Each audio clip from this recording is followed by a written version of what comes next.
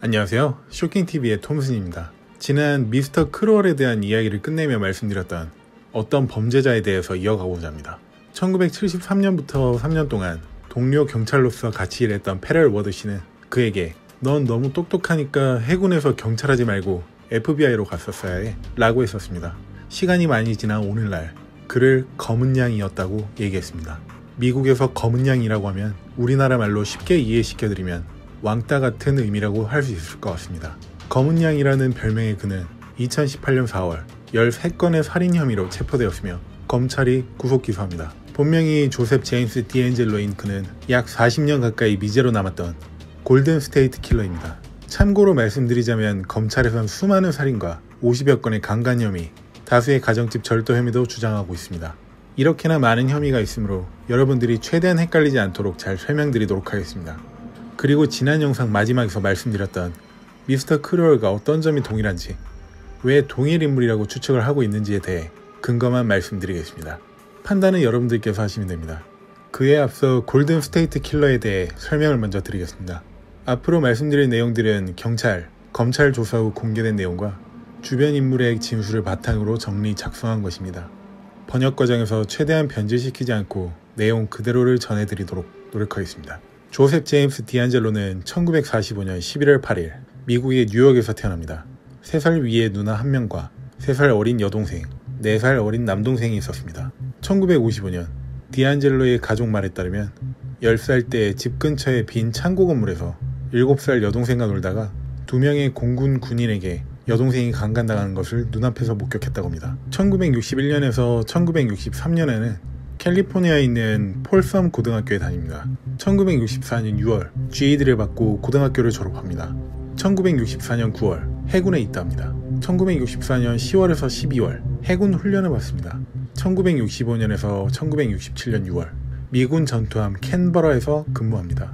1967년에서 1968년 미군 전투함 피드먼트에서 근무합니다. 여기까지는 매우 평범한 디안젤로의 범죄 혐의가 발견되기 전까지의 타임라인입니다. 이제부터 중요한 내용들을 말씀드리겠습니다. 미군 전투함 피드먼트에서 근무 이후 디안젤로와 연관되는 범죄자들이 생겨났습니다. 첫 번째로 닉네임 엑세터 랜세커, 두 번째로 닉네임 비살리아 랜세커, 세 번째는 EAR, East Area Rapist, 굳이 해석하자면 동부구역 강간마 정도일 듯합니다. 마지막 네 번째로는 ONS, 오리지널 나이트 스토커, 오리지널 밤의 스토커 정도일 듯합니다. 네 번째 범죄자는 경찰이 오리지널을 붙인 이유가 있습니다. 그때 당시에 일어나던 연쇄 강간 살인 사건이 있었는데 그 사건의 범죄자를 나이트 스토커라고 했었습니다. 두 가지 범죄들이 동일범의 소행으로 판단하고 수사를 했지만 범인이 잡힌 뒤 알아보니 또 다른 범인이 있었던 것입니다. 그런데 안 잡힌 범죄자의 첫 범죄 날짜가 잡혔던 범죄자보다 더 빨라서 경찰의 수사 편의상 오리지널이라는 단어를 붙여주게 된 것입니다. 이 4명의 범죄자들 중 EAR과 ONS는 DNA 대조로 디앤젤로로 밝혀졌습니다. 하지만 엑세터 랜세커, 비살리아 랜서커는 물증이 없어서 검찰은 주장만 하고 있을 뿐입니다. 검찰 및 경찰은 피해자들의 진술을 통해 디앤젤로가 확실하다고 믿고 있습니다만 아직 재판은 진행 중이며 물증은 얼마든지 나올 수 있는 여지가 있으므로 기다리며 지켜보도록 하겠습니다. 그럼 시간 순서대로 아까 디앤젤로가 피드먼트함에서 근무가 끝났던 1968년부터 엑세터 랜세커라고 불리는 절도범이 알려지기 시작한 범죄 행위부터 알아보도록 하겠습니다. 엑세터는 캘리포니아주에 있는 한 도시 이름으로 엑세터에서 활동하는 절도범이라는 뜻 정도로 생각하시면 될 것 같습니다. 엑세터 랜세커는 강간과 폭행, 강도질도 있었지만 빈집털이가 대부분이었습니다. 최초 1968년 4월 2일 낮 1시에서 2시 사이에 캘리포니아 엑세터 동남부의 226번 거리에 있는 조 콜린스 씨 빈집을 턴 사건을 시작으로 마지막 사건인 1975년 11월 18일 노스 크레스피 애비뉴 230번지에서 프란시스 매드슨의 빈집을 털었습니다. 총 61건의 연쇄 절도 행위, 강간, 폭행 등을 저지릅니다. 그 중엔 제정신인지 모르겠지만 엑세터 경찰서에 있는 경찰차를 훔쳐타고 달아난 범죄도 있습니다. 다음으론 비살리아 랜세커라고 불리는 절도범의 행적에 대해 알아보겠습니다. 마찬가지로 비살리아라는 곳에서 절도범죄를 저지른 사람이란 뜻입니다. 이 범죄는 강간, 강도, 대부분의 빈집털이었지만 특이하게도 살인을 하였습니다. 최초 1973년 6월달에 비살리아의 사우스 디마리 거리에 있는 빈집을 털었습니다. 그리고 약 2년간 95건의 절도, 강간, 강도 행위를 저지르다 96번째 범죄인 1975년 9월 11일 새벽 2시 17분 비살리아의 사우스 휘트니 드라이브 532번지에서 클라우드 레이 스넬링 씨의 집에 침입했다가 클라우드 씨를 소형 권총으로 살해합니다. 그의 딸인 베스 스넬링의 진술에 따르면 원래 범인은 자신을 납치하려 했지만 아빠인 클라우드 씨가 시끄러운 소리에 잠에서 깨 범인에게 달려들었다가 살해당했다고 했습니다. 그리고 이날 왔던 살인 용의자는 처음이 아니라 지난 2월 5일 밤 10시에도 왔었다가 아빠인 클라우드 씨가 위협하여 쫓아보냈던 사람이라고 했습니다. 그 뒤 비살리아 랜세커의 118번째 범죄는 1975년 12월 10일 저녁 6시 30분에 비살리아의 웨스트 로렐 애비뉴에 있는 빈집을 터는 것이었습니다. 이것으로 마지막으로 일어날 사건을 앞에 두고 마무리합니다. 마지막 119번째 범죄는 비살리아 랜세커 사건을 조사 중인 빌 맥고엔 형사에게 새벽에 들킵니다. 1975년 12월 10일 늦은 밤 비살리아의 웨스트 카위 애비뉴 1505번지에서 빌 맥고엔 형사는 수상한 발라클라바를 쓴 사람이 어떤 집 뒤쪽으로 가는 것을 발견합니다. 여러 목격자들의 증언을 통해 신상은 파악했던 터라 용의자인 것을 직감하고 재빨리 쫓으면서 서라고 소리칩니다. 하지만 도망치던 용의자는 갖고 있던 소형 권총으로 맥고엔 형사를 쏩니다. 그 사격으로 인해 들고 있던 후레쉬에 맞고 그 파편이 맥고엔 형사의 눈으로 튀어 심한 부상을 입고 놓치고 맙니다. 아마 이때 용의자를 잡을 수 있었다면 이후에 일어날 수많은 살인과 강간 등은 벌어지지 않았을지도 모릅니다. 마지막 119번째 형사를 총으로 쏜 사건을 이유로 엑세터 랜세커, 비살리아 랜세커는 종적을 감춰버리고 맙니다. 어떤 유사한 범죄조차도 발생되지 않았습니다. 그럼 엑세터 랜세커와 비살리아 랜세커가 활동하던 이 시기 동안에 디안젤로는 무엇을 했는지 한 가지씩 보도록 하겠습니다. 1968년 8월에 캘리포니아주 로클린에 있는 시에라 컬리지에 입학합니다. 그리고 1970년 5월에는 보니시와 약혼을 합니다. 같은 해 12월 달엔 다니고 있던 시에라 컬리지에서 경찰학 학위를 취득합니다. 1971년 봄에는 세크라멘토 캘리포니아 주립대학교에 입학합니다. 1972년 6월에는 캘리포니아 주립대학교에서 형사 사법 학사학위를 받습니다. 1972년에서 73년에는 32주 동안 로즈빌 페트롤에서 인턴으로 일합니다. 1973년 5월 18일에는 엑세터 경찰서에서 일하기 시작합니다. 11월 10일에는 샤론 씨와 5번 교회에서 결혼합니다. 그리고 1976년 초 캘리포니아 북부에 있는 5번 경찰서로 이직을 하게 됩니다. 1973년 5월부터 1976년 초까지 근무했던 엑세터 경찰서에서 말이죠. 디엔젤로가 5번으로 옮겨오면서부터 세크라멘토 동쪽의 란초 코르도바에서의 사건을 시작으로 무서운 악몽이 시작됩니다. 피해자 여성의 진술을 바탕으로 정리한 내용입니다. 1976년 6월 18일 새벽 4시 잠을 자던 한 23세의 백인 여성은 톡톡하며 무언가를 두드리는 소리를 듣고 잠에서 살짝 깨어납니다. 그리고는 소리가 나는 쪽을 바라보았습니다. 해가 뜨지 않아 매우 어두웠지만 침실 출입구에 서 있는 한 남성의 실루엣을 볼 수 있었습니다. 그리고는 방 안에 불이 켜졌습니다. 복면을 쓰고 있는 한 남성이 큰 칼을 들고 문 틀을 톡톡거리며 두들기고 있었던 것이었습니다. 장갑과 까만색 티셔츠를 입고 있었지만 바지는 벗은 채였습니다. 그리고 매우 흥분되어 있는 상태였습니다. 여성이 매우 무서워하며 쳐다보고 있는 동안 남성은 계속 칼로 두드리고 있었습니다. 가면은 쥐색이었고 눈에만 구멍이 있었습니다. 남성은 여성에게 달려들어 머리채를 잡고 침대보에 파묻으며 칼을 목에 가까이 대고는 이를 꽉 물고 화내는 말투로 움직이거나 소리 지르면 죽일 거니까 가만히 있어.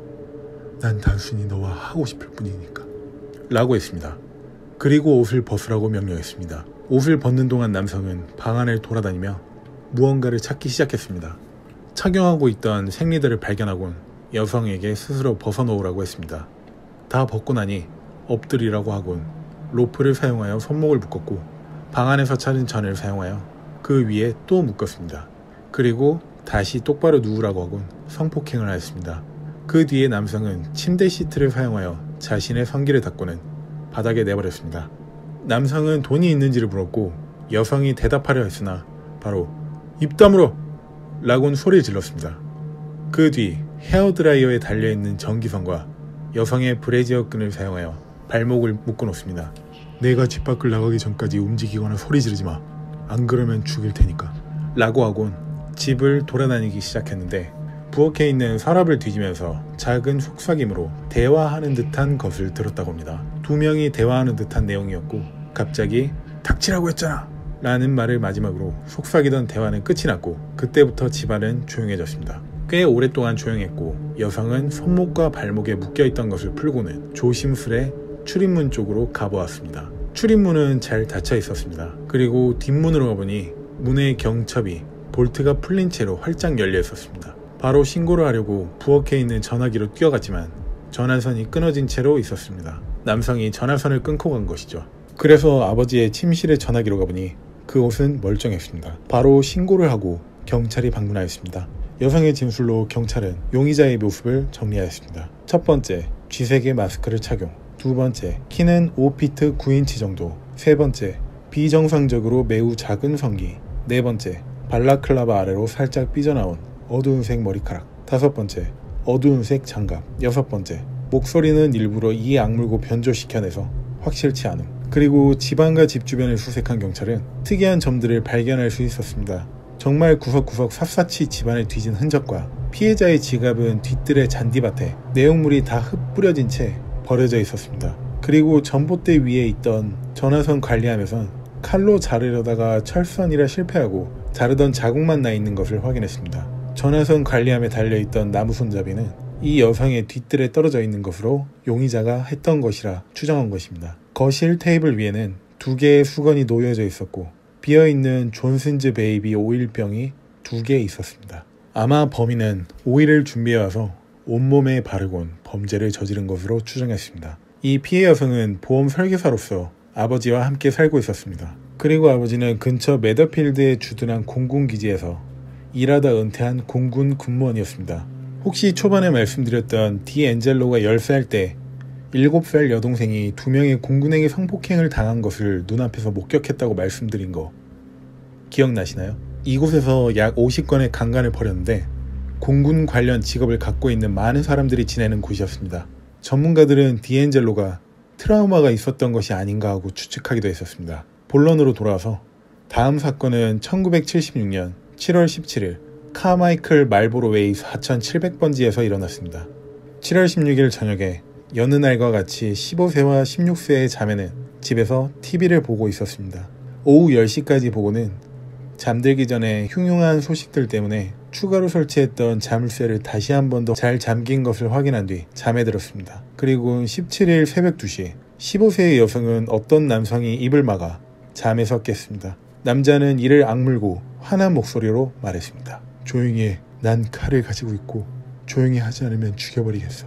여성은 필사적으로 밀친 다음에 침대 옆으로 굴러 내려온 다음 남성의 다리를 밀었습니다. 그리고는 바로 언니의 방으로 뛰어가며 깨어나도록 소리를 질렀습니다. 하지만 금방 쫓아온 범인은 여성을 붙잡고 3에서 4회 뒤통수를 세게 주먹으로 쳤습니다. 그녀는 땅바닥에 쓰러지면서도 필사적으로 불렀습니다. 쓰러진 그녀를 범인은 2회 더 머리를 쳤고 의식을 잃은 듯 보였으나 기절한 척을 한 것이었습니다. 범인도 그것을 아는지 난 이미 네 언니를 묶어놨어. 조용히 해. 라고 속삭였습니다. 등 뒤로 손을 올리라고 하곤 두 손을 매우 단단하게 로프로 묶었습니다. 그리고 엎드려 있는 그녀에게 넌 내가 모든 것을 하게 될 거고 그 뒤엔 내 가방을 가득 채워서 떠날 거야. 라고 했습니다. 그 다음 그녀의 입 깊숙이 양말을 쑤셔놓고는 뱉지 못하도록 수건으로 입이 막히도록 머리를 묶었습니다. 두 다리도 단단히 묶었습니다. 그 뒤 겨드랑이에 손을 넣어 들고는 다리가 끌리도록 질질 끌고 침실로 갔습니다. 그리고는 한 번에 배로 깔고 엎드리도록 침대 위로 던져 올렸습니다. 만약에 침대 위에서 움직이거나 삐걱 소리가 나면 죽을 줄 알아. 범인은 침실을 떠났고 그녀는 범인이 집안 곳곳을 샅샅이 뒤지는 것을 소리로 알 수 있었습니다. 중간에 한번 돌아와서 움직이지 않고 잘 있는지 확인한 뒤 다시 집안을 뒤지러 갔습니다. 무언가 걱정되었는지 다시 돌아와선 그녀의 눈을 가리기 위해 머리에 묶었습니다. 그리고는 약 15분 뒤 그녀는 침실로 들어와 자신에게 후레쉬를 비추는 범인을 볼 수 있었습니다.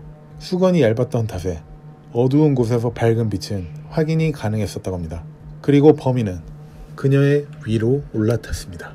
그때 그녀는 범인에게서 존슨즈 베이비 로션 향을 맡을 수 있었고 손에 갖다 댄 범인의 성기를 느낄 수 있었다고 했습니다. 딱딱했으나 매우 미끄러웠다고 합니다. 내 성기로 흥분시켜봐.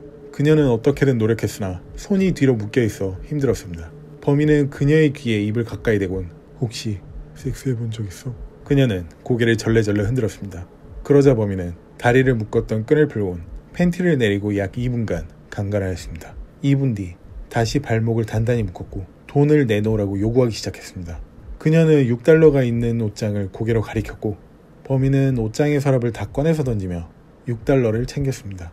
그런 뒤 언니 방으로 가서 똑같이 서랍을 다 꺼내며 뒤지기 시작했습니다. 다 뒤졌는지 침실로 다시 돌아와선 피해자의 옆에 서서 이를 악문 채로 화난 목소리로 속삭였습니다. 난 중학교 무도회 때 널 보고 알고 있었어. 그때 난 널 엿먹였지. 피해자는 그 말을 믿지 않았습니다. 왜냐하면 뒤졌던 옷장에 중학교 졸업식 무도회 때 찍은 사진이 있었기 때문이죠. 단지 사진을 보고 자신이 누군지 헷갈리게 하려고 하는 말일 거라 생각했습니다.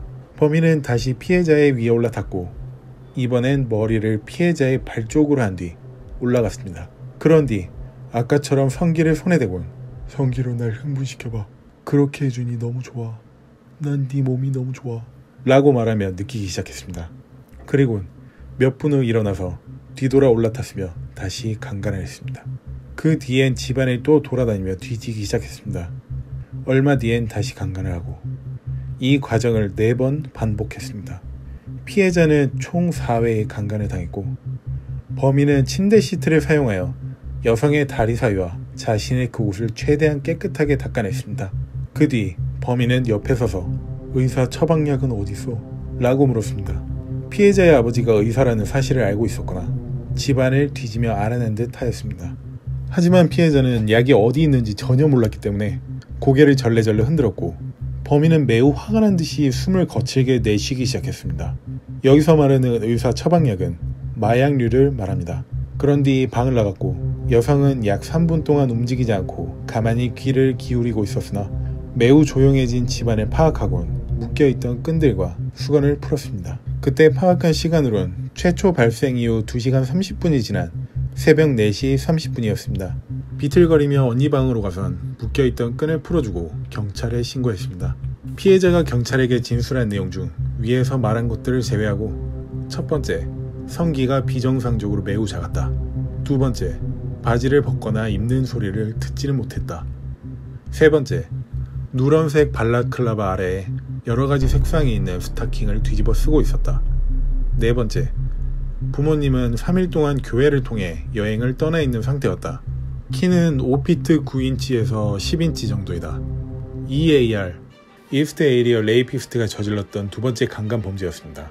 제가 미스터 크롤 영상을 업로드할 때 당시 골든 스테이트 킬러인 조셉 제임스 디앤젤로의 혐의가 이렇게까지 많은지는 몰랐는데 조사를 계속하다 보니 파도 나오는 괴담 마냥 밑도 끝도 없이 나오고 있습니다. 한 번에 하게 되면 영상의 길이가 너무 길어질까봐 여기서 자르고 2편으로 이어가겠습니다. 총 몇 편이 될지는 아마 다음 영상을 만들면서 대충 나오지 않을까 합니다. 약 50여 건의 강간 혐의와 180여 건의 절도 혐의, 13건의 살인 혐의, 절도 혐의를 빼더라도 적어도 강간 혐의와 살인 혐의에 대한 사건에 긴박했던 순간에 여러분들께 정확히 전해드려야 한다고 생각해서 사건 관련 자료들을 보고 정리하고 있습니다. 다음 편에 이어서 뵙도록 하겠습니다. 잘 시청하셨나요? 잘 시청하셨다면 구독 버튼을 꾹 눌러주시고 다른 영상도 있으니 시청 바랍니다. 언제나 감사합니다. 쇼킹TV였습니다.